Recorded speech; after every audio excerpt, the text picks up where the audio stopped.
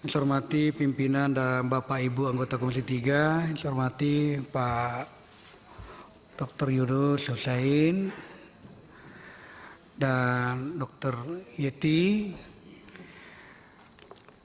Penjelasan yang disampaikan Pak Yunus memberikan sebuah pencerahan yang sangat bagus pagi ini.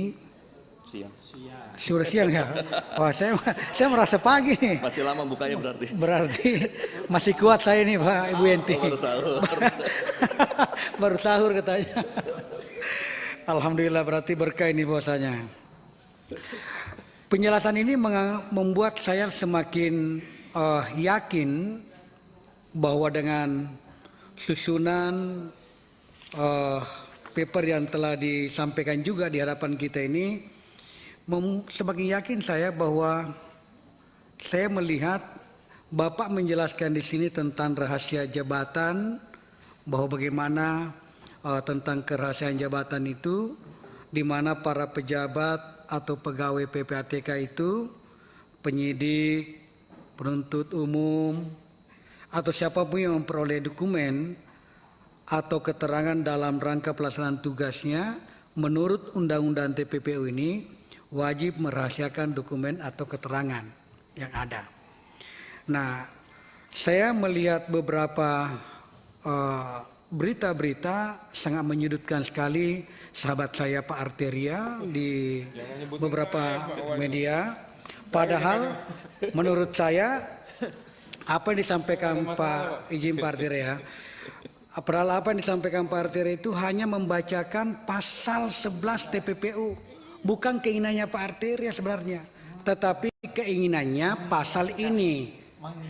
Beliau berniat baik mungkin untuk mengingatkan saja sesuai yang ada dalam pasal 11 itu yang ada di depannya Pak Arteria. Jadi saya merasa kasihan juga sebenarnya. Olehnya itu saya melihat ini yang Bapak sampaikan ini justru ini masuk akal. Saya mencoba mengkombin dengan apa yang ada dalam isi pasal 11 itu, inilah yang benar. Nah, pertanyaan saya Pak Yunus adalah bagaimana batasan-batasan yang mesti bisa dibuka ke publik dan yang mana tidak semestinya dibuka. Itu yang pertama. Yang kedua adalah sewaktu Bapak berada di dalam sebagai komisioner waktu itu, kepala PPATK waktu itu Pak Yunus izin, bagaimana Bapak memberikan laporan itu kepada, saya mengatakan ownernya lah, adalah Bapak Presiden dengan DPR sebagaimana yang dimaksud di dalam pasal TPPU, Undang-Undang TPPU ini. Nah, kalau begitu modelnya kita mencoba untuk mengcombine ini. Caranya Bapak memberikan laporan dengan yang ada sekarang ini, yang mana yang harus diperbaiki. Kita berbicara di sini dalam rangka untuk memperbaiki, dalam rangka melihat yang mana seharusnya, yang mana tidak seharusnya yang kita lakukan. Nah, itu yang pertama untuk Pak Yunus. Kemudian Ibu Yenti, saya senang sekali Bu mendengarkan tadi itu ada sebuah penegasan bahwa kalau mau mengejar TPPU-nya maka harus jelas hasil dari tindak pidana asal. Namun apakah ini harus diperbaiki?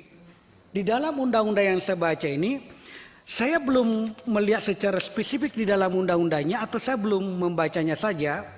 Di pasal berapa kira-kira bisa ditegaskan itu bahwa sebelum sampai di TPPU-nya maka tindak pidana asal harus lebih dikejar dulu maksud saya. Apakah bisa dimasukkan dalam atau ada rujukannya di dalam undang-undang TPPU itu sendiri, supaya ini menjadi bahan bagi aparat penegak hukum kita nanti dalam rangka melaksanakan tugas dan fungsinya.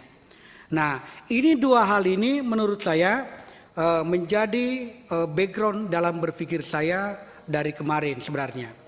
Nah, terkait dengan angka 349 menurut Pak Yunus kira-kira sebagai mantan kepala PPATK, bagaimana cara menghitungnya sehingga bisa mencapai 349 kira-kira, meskipun bukan di eranya Bapak ini, tapi ada bayangan yang bisa kita petik Pak Yunus, kira-kira cara menghitung untuk mendapatkan ini, karena ini angka yang seperti yang disampaikan tadi Ibu Yenti ini angka yang sangat besar sekali.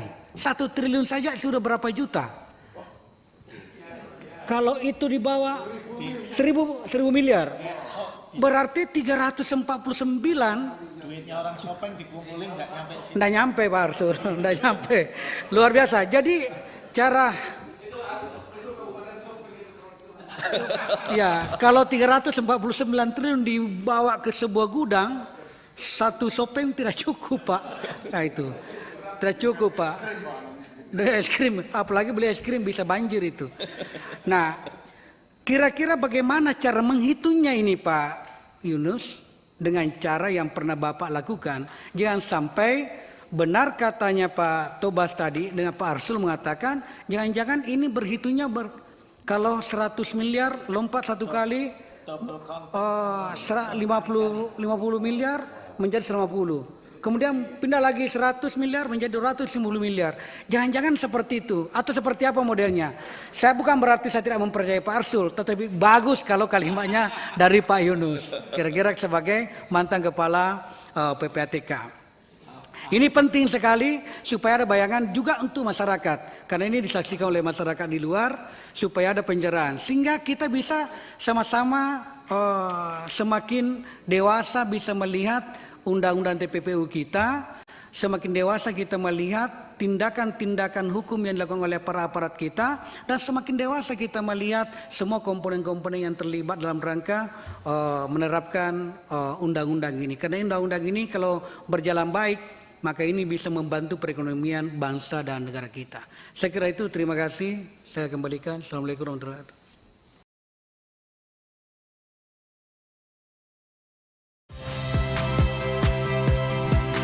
Saya Tifa Solesa. Saksikan program-program Kompas TV melalui siaran digital, pay TV, dan media streaming lainnya.